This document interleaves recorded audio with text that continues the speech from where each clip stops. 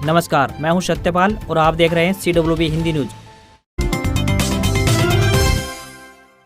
रावण दहन। प्रदेश भर में हर्षोल्लास से मनाया गया दशहरा पर्व। रिमोट का बटन दबाते ही 125 फीट का रावण जलकर राख। विजय का प्रतीक विजयदशमी का पर्व पूरे हरियाणा में हर्षोल्लास के साथ मनाया गया। वहीं ट्विन सिटी में 3 व छावनी में एक जगह बड़े स्तर पर रावण व मेघनाथ व कुंभकर्ण के पुतले आग के हवाले किए गए। बुराई पर अच्छाई के संदेश के साथ ही अब रामलीलाओं का मंचन भी खत्म हो जाएगा। उधर बराड़ा में एक बार फिर से दशहरे पर सबसे महंगे व बड़े रावण का दहन किया गया। यहाँ दशहरा मैदान में रावण का 125 फुट ऊंचा पुतला जलाया गया। इसके निर्माण पर 13 लाख रुपए खर्च किए गए थे। पुतले को 5 बार के लिंका बुक रिकॉर्ड में अपना नाम दर्ज करवा चुके तेजिंदर सिंह चौहान ने बनाया है। पुतले में 1 लाख कीमत के ग्रीन पटाखों का इस्तेमाल किया गया था। इसी वजह से रावण दहन के कारण आसपास कोई प्रदूषण नहीं हुआ। मैदान छोटा होने के कारण इस बार यहाँ मेघनाथ और कुंभकर्ण के पुतले नहीं जलाए गए। रावण दहन के वक्त रंगीन आतिशबाजी भी आकर्षण का केंद्र रही।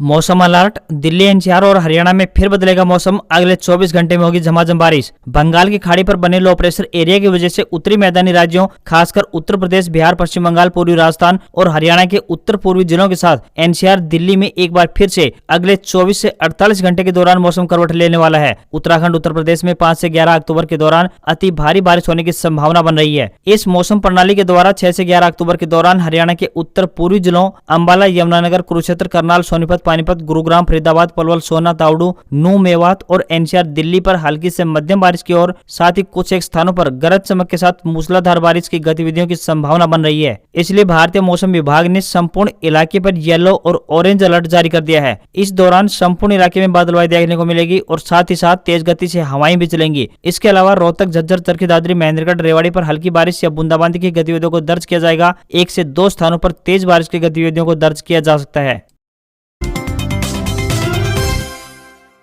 हरियाणा के मुख्यमंत्री मनोहर लाल खट्टर बुधवार को गुरुग्राम के मेदांता अस्पताल पहुंचे, जहां पर उन्होंने उत्तर प्रदेश के पूर्व मुख्यमंत्री मुलायम सिंह यादव और हरियाणा के पूर्व मुख्यमंत्री ओम प्रकाश चौटाला की कुशल क्षेम पूछी। मुलायम सिंह यादव पिछले कुछ समय से मेदांता अस्पताल में उपचाराधीन है। ओम प्रकाश चौटाला भी मेदांता अस्पताल में दाखिल है। दोनों नेताओं से मिलने के बाद मीडिया प्रतिनिधियों से बातचीत करते हुए सीएम मनोहर लाल ने कहा कि मेदांता अस्पताल में उपचाराधीन उत्तर प्रदेश के पूर्व मुख्यमंत्री श्री मुलायम सिंह यादव तथा हरियाणा के पूर्व मुख्यमंत्री रहे ओम प्रकाश चौटाला दोनों से मिलकर आए हैं। उनका हालचाल जाना है और उनके जल्द स्वस्थ होने की कामना की है। इस दौरान मुलायम सिंह यादव के पुत्र उत्तर प्रदेश के पूर्व मुख्यमंत्री अखिलेश यादव से भी मुलाकात हुई, उनसे भी बातचीत की है। उन्होंने कहा कि मुलायम सिंह यादव पिछले कुछ समय से बीमार हैं और गुरुग्राम के मेदांता अस्पताल में दाखिल हैं। पिछले 3 दिनों से उनकी हालत नाजुक बनी हुई है, परंतु डॉक्टरों का कहना है कि अभी कुछ सुधार देखा गया है। कृषि मंत्री जेपी दलाल ने स्पेन के होलसेल फल व सब्जी मार्केट मेरका मैड्रिड का दौरा किया, विस्तृत जानकारी ली। कृषि एवं पशुपालन तथा मत्स्य मंत्री जेपी दलाल ने हरियाणा से बागवानी, सब्जी उत्पादन व कृषि क्षेत्र में नई नई तकनीक की जानकारी लेने के लिए यूरोप गए डेलीगेशन के साथ स्पेन के होलसेल फल व सब्जी मार्केट मेरका मैड्रिड का दौरा किया। इस दौरान कृषि मंत्री के साथ अतिरिक्त मुख्य सचिव डॉक्टर सुमिता मिश्रा भी साथ थी। हरियाणा सरकार की ओर से किसानों की आय व रोजगार बढ़ाने के लिए कृषि व बागवानी क्षेत्र में नई नई तकनीकों की जानकारी लेने के लिए कृषि मंत्री सहित डेलीगेशन यूरोप के देशों के दौरे पर गया है। कृषि मंत्री जेपी दलाल ने बुधवार को प्रातः 5 बजे मेरका मैड्रिड मार्केट का अवलोकन किया। उन्होंने बताया कि इस मार्केट का अधिकांश क्षेत्र हरियाणा सरकार द्वारा प्रस्तावित गन्नौर की फल मंडी जैसा ही है। उन्होंने बताया कि हरियाणा सरकार द्वारा 500 एकड़ से अधिक क्षेत्र में गन्नौर में इस तरह का मार्केट बनाया जाएगा। इस मार्केट की प्रति वर्ष 20 लाख मीट्रिक टन फल व सब्जियों की क्षमता होगी। आईटीआई में दाखिले के लिए फिर खुला पोर्टल, 8 अक्टूबर तक करें आवेदन। आईटीआई में दाखिले के लिए फार्म भरने से वंचित रहे विद्यार्थियों के लिए खुशखबरी है। कौशल विकास एवं औद्योगिक प्रशिक्षण विभाग ने दाखिले से वंचित रहे विद्यार्थियों को फार्म भरने का एक और आखिरी मौका दिया है। इससे अब छठी मेरिट लिस्ट कम काउंसलिंग का रास्ता भी साफ होता नजर आ रहा है। हालांकि अभी तक 5वीं मेरिट लिस्ट का शेड्यूल चल रहा है, जो आज यानी 6 अक्टूबर को समाप्त हो जाएगा। दाखिला लेने के इच्छुक विद्यार्थी 8 अक्टूबर तक विभागीय पोर्टल पर अपना आवेदन ऑनलाइन करवा सकेंगे। विभाग द्वारा अब नए फार्म भरने के लिए पोर्टल ओपन कर दिया गया है। जो विद्यार्थी अब तक फार्म भरने से वंचित रह गए थे, वो अब 8 अक्टूबर की सायं तक विभागीय पोर्टल पर अपने फार्म ऑनलाइन अपलोड कर सकते हैं। National games update. तीरंदाजी में ऋषभ ने स्वर्ण पर लगाया निशाना, नेटबॉल में हरियाणा बना ओवरऑल चैंपियन। हरियाणा के खिलाड़ी गुजरात में चल रहे 36वें नेशनल गेम्स में लगातार अच्छा प्रदर्शन कर राज्य का गौरव बढ़ा रहे हैं। तीरंदाजी में इंडिविजुअल कंपाउंड राउंड में हरियाणा के ऋषभ यादव ने स्वर्ण पदक जीतकर हरियाणा के खाते में एक और गोल्ड जोड़ दिया है। अपने पारंपरिक खेल कुश्ती के अलावा अन्य खेलों में भी यहाँ के खिलाड़ी जोरदार प्रदर्शन कर रहे हैं। इसी की बदौलत नेटबॉल खेल में हरियाणा ओवरऑल चैंपियन बना है। लड़कों व लड़कियों दोनों टीमों ने ही सर्वश्रेष्ठ प्रदर्शन कर स्वर्ण पदक जीते हैं। हरियाणा के बेटों के साथ साथ बेटियां भी लगातार अपने खेल का जौहर दिखा रही हैं और पदक जीत रही हैं। हॉकी के पूल ए के मैचों में हरियाणा की लड़कियों की टीम लगातार जीत रही है। 5 अक्टूबर शाम 5 बजे तक हरियाणा के खाते में 25 स्वर्ण पदक, 22 रजत और 19 कांस्य पदक हैं। इन खेलों में हरियाणा के 600 से अधिक खिलाड़ी अपना हुनर दिखा रहे हैं। गौरतलब है कि नेशनल गेम्स 2022 का आयोजन गुजरात के 6 शहरों अहमदाबाद, गांधीनगर, सूरत, बड़ोदरा, राजकोट और भावनगर में किया जा रहा है।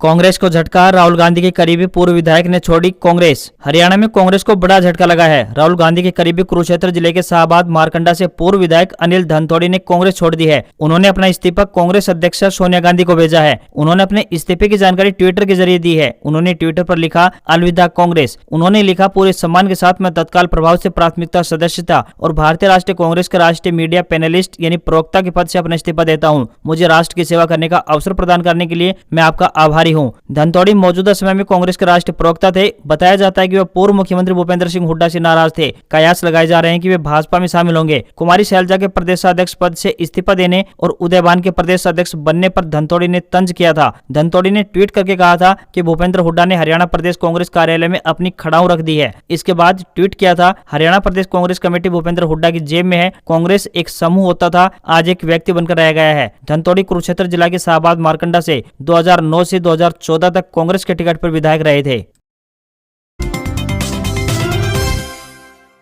हरियाणा में टीजीटी टीचर के लिए 7,471 पदों पर निकली वैकेंसी, जानिए कितनी मिलेगी salary. Haryana staff selection commission ने टीजीटी टीचरों के पदों पर भर्ती के लिए आवेदन की प्रक्रिया आरंभ कर दी है। इस भर्ती के माध्यम से टीजीटी शिक्षकों के पद पर भर्तियां होने वाली हैं। बता दें कि इस भर्ती के माध्यम से कुल 7,471 रिक्त पदों पर योग्य उम्मीदवारों की नियुक्तियां की जाएंगी। इस भर्ती प्रक्रिया में जो उम्मीदवार आवेदन करना चाहते हैं वो हरियाणा एसएससी की आधिकारिक वेबसाइट hssc.gov.in पर जाकर ऑनलाइन मोड में अप्लाई कर सकते हैं। बता दें कि इस भर्ती परीक्षा में केवल ऑनलाइन माध्यम से आवेदन भरा जा सकता है। आवेदन करने की आखिरी तारीख 26 अक्टूबर है। वहीं फीस जमा करने की आखिरी तारीख की बात करें तो 28 अक्टूबर 2022 है। आवेदन करने वाले जनरल, ईडब्ल्यूएस और अन्य राज्यों के पुरुष उम्मीदवारों को बतौर 150 रुपए के आवेदन शुल्क का भुगतान करना होगा। वहीं रिजर्वेशन कैटेगरी की बात करें तो केवल 35 रुपए फीस का भुगतान करना होगा। वहीं महिला उम्मीदवारों के लिए 75 रुपए फीस निर्धारित की गई है। आवेदन करने वाले उम्मीदवारों के पास संबंधित विषय में कम से कम 50% अंक के साथ ग्रेजुएशन की डिग्री होनी आवश्यक है। साथ ही बीएड, डीएलएड, बीटीसी या जेबीटी या फिर डीएड की डिग्री रखने वाले उम्मीदवार भी आवेदन कर सकते हैं। इसके साथ ही आवेदनकर्ताओं के पास एस्टेट सर्टिफिकेट होना भी अनिवार्य है। आयु 18 वर्ष से लेकर 42 वर्ष के बीच होनी चाहिए। इन पदों पर चुने गए उम्मीदवारों को बतौर वेतन ग्रेड पे 4600 रुपए के अनुसार वेतन दिया जाएगा। वहीं उम्मीदवारों को हर महीने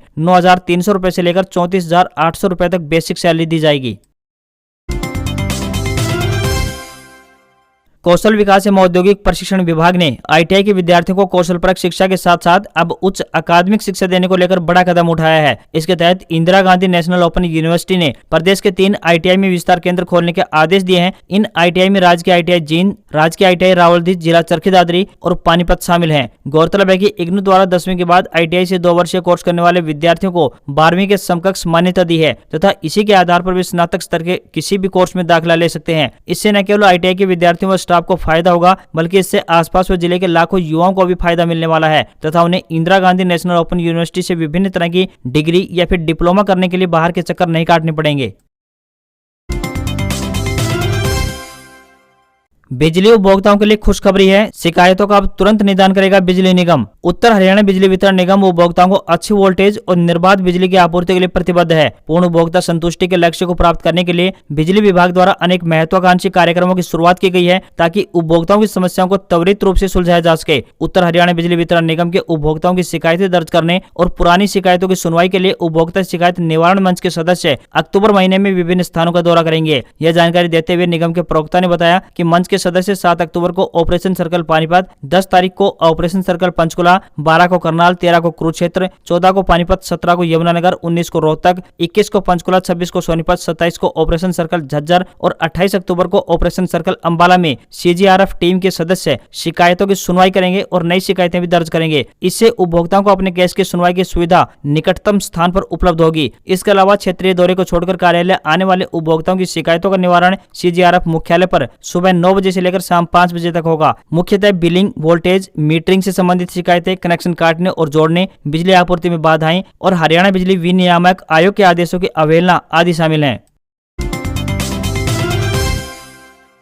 पराली के प्रबंधन पर किसानों को प्रति एकड़ मिलेगी 1000 रुपए की प्रोत्साहन राशि, आग लगाने पर लगेगा जुर्माना। कुरुक्षेत्र के उपायुक्त शांतनु शर्मा ने कहा है कि प्रशासन का लक्ष्य है कि किसान पराली का प्रबंधन करके प्रति 1000 रुपए का आर्थिक लाभ हासिल करें और प्रशासन का यह मकसद नहीं है कि किसानों पर जुर्माना किया जाए। इसलिए पर्यावरण को बचाने, भूमि के कीट मित्रों के साथ साथ भूमि की उपजाऊ शक्ति को बनाए रखने के लिए पराली में आग न लगाकर पराली का प्रबंधन करने के लिए प्रति किसानों को जागरूक किया जा रहा है। हालांकि प्रशासन के बार बार अनुरोध और अपील करने के बावजूद जो किसान अभी भी फसल अवशेषों में आग लगा रहा है, उन किसानों पर सरकार के नियमानुसार जुर्माना भी किया जा रहा है। इसके साथ ही इस वर्ष जो किसान गैर बासमती या बासमती किस्म के धान की खेत में happy seeder, super seeder, reversible plough, zero tiller, rotavator, harrow इत्यादि द्वारा पराली अवशेषों को भूमि में मिलाएगा, उसे भी 1000 रुपए प्रति एकड़ प्रोत्साहन राशि दी जाएगी। पोर्टल पर रजिस्टर्ड किसानों द्वारा किए गए पराली प्रबंधन के कार्य का सत्यापन ग्राम स्तरीय कमेटी द्वारा किया जाएगा। इसके लिए किसान विभागीय पोर्टल agriharyana.gov.in पर रजिस्टर करवाएं। इस पोर्टल पर रजिस्ट्रेशन से पहले किसान का मेरी फसल मेरा ब्यौरा पोर्टल पर रजिस्ट्रेशन होना अनिवार्य है। हरियाणा की सियासत गर्म, पंचायत चुनाव से पहले आदमपुर उपचुनाव की जंग सियासी दिग्गजों के लिए नहीं होगी आसान। हरियाणा के हिसार जिले के आदमपुर विधानसभा सीट पर होने वाला उपचुनाव इस बार आसान नहीं होगा, बल्कि सियासी दिग्गजों के लिए पंचायत चुनाव से ठीक पहले यह अग्नि परीक्षा होगी। खास बात यह है कि दिल्ली और पंजाब के मुख्यमंत्री संयुक्त रूप से यहां आकर आम आदमी पार्टी का मजबूत प्रत्याशी उतारने की घोषणा कर चुके हैं। वहीं चौधरी भजनलाल परिवार के प्रभाव वाले इस इलाके में आज भी बिश्नोई परिवार का दबदबा है। कांग्रेस पार्टी की ओर से भी इस इलाके के दिग्गज नेताओं का मन टटोलने का सिलसिला आरंभ हो गया है। इसी कड़ी में कुछ पूर्व मंत्री व विधायकों व उनके परिजनों के नाम चर्चा में हैं। पूर्व सीएम भूपेंद्र सिंह हुड्डा के साथ साथ हिसार में प्रभाव रखने वाले पूर्व मंत्री दिग्गज नेत्री शैलजा जैसे अहम कुछ नेताओं की राय भी कांग्रेस हाईकमान लेगा। आदमपुर हिसार का यह उपचुनाव बेहद ही अहम होगा और यह सियासी दिग्गजों की अग्नि परीक्षा होगी। हरियाणा में भी बढ़ेगा गन्ने का भाव, जानिए इसके पीछे क्या है वजह। पंजाब की भगवंत मान सरकार द्वारा गन्ने का रेट बढ़ाने के बाद अब हरियाणा सरकार भी रेट बढ़ाने की तैयारी कर रही है। पेराई सीजन से पहले सीएम मनोहर लाल खट्टर इसका ऐलान कर सकते हैं। बता दें कि पंजाब सरकार द्वारा हाल ही में गन्ने के रेट में 20 रुपए प्रति क्विंटल का इजाफा किया गया था। अब पंजाब में गन्ने का भाव 380 रुपए प्रति क्विंटल हो गया है, जबकि हरियाणा में गन्ने का भाव 362 रुपए प्रति क्विंटल है। बता दें कि पंजाब और हरियाणा में गन्ने का भाव ऊपर रखने को लेकर होड़ मची रहती है। अब फिर पंजाब सरकार ने पेराई सीजन से पहले रेट बढ़ाकर हरियाणा की मनोहर सरकार को दांव मिला दिया है। संभावना व्यक्त की जा रही है कि हरियाणा में गन्ने के रेट में 20 रुपए प्रति क्विंटल तक की बढ़ोतरी संभव हो सकती है। शुगरफेड चेयरमैन व शाहबाद से जेजेपी विधायक रामकरण काला ने बताया कि गठबंधन सरकार किसानों के हित में सदैव तत्पर खड़ी रहती है। गन्ने का भाव बढ़ाने को लेकर सीएम मनोहर लाल से बातचीत हो चुकी है और जल्द ही किसानों को रेट बढ़ोतरी का तोहफा दिया जाएगा। वहीं सहकारिता मंत्री डॉक्टर बनवारी लाल ने बताया कि पंजाब के बाद जल्द ही हरियाणा में भी गन्ने के रेट में बढ़ोतरी हो जाएगी। उन्होंने बताया कि किसानों को गन्ना राशि का भुगतान करना सबसे बड़ी प्राथमिकता रहेगी। अमित शाह बोले अब पाकिस्तान से बातचीत नहीं, बारामूला में भाषण से पहले बुलेट प्रूफ ग्लास हटवाया, अजान के लिए रोकी स्पीच। जम्मू कश्मीर पहुंचे गृह मंत्री अमित शाह ने कहा कि भारत अब पाकिस्तान से बातचीत नहीं करेगा। बारामूला में अमित शाह ने कहा कि यहाँ 70 साल राज करने वाले लोग कहते हैं कि हमें पाकिस्तान से बातचीत करनी चाहिए। हम पाकिस्तान से बातचीत क्यों करें? हम बातचीत नहीं करेंगे। हम बारामूला के लोगों से बातचीत करेंगे, हम कश्मीर के लोगों से बातचीत करेंगे। नरेंद्र मोदी सरकार आतंकवाद को बर्दाश्त नहीं करेगी, हम इसका सफाया करके रहेंगे। गृह मंत्री ने बारामूला में रैली को संबोधित करने से डैश से बुलेट प्रूफ ग्लास हटवाया, वहीं अजान के लिए अपनी स्पीच भी रोक दी। अमित शाह 3 दिन के दौरे पर जम्मू कश्मीर पहुंचे थे। बुधवार को उनके दौरे का आखिरी दिन था। जम्मू कश्मीर में बने गुपकार अलायंस पर निशाना साधते हुए उन्होंने कहा कि गुपकार मॉडल में युवाओं के लिए पत्थर बंद कॉलेज बंदूक है, जबकि मोदी मॉडल में युवाओं के लिए IIM, IIT, एम्स पर नीट है। युवाओं को पत्थर नहीं, पढ़ाई लिखाई चाहिए। शाह ने टूरिज्म पर भी बातचीत की। कहा पहले यहाँ हर साल 6 लाख सैलानी आते थे, किंतु अक्टूबर तक 22 लाख सैलानी आए हैं। इससे कई युवाओं को रोजगार भी मिला है। अमित शाह मंगलवार को राजौरी में थे। इस दौरान उन्होंने पहाड़ी, गुज्जर और बकरवाल को आरक्षण का आश्वासन दिया। कहा कि इसका काम शुरू हो गया है और आरक्षण जल्द मिलेगा। अनुच्छेद 370 हटने के बाद अमित शाह का जम्मू में यह पहला दौरा है, जबकि कश्मीर में वो इससे पहले भी एक बार आ चुके हैं।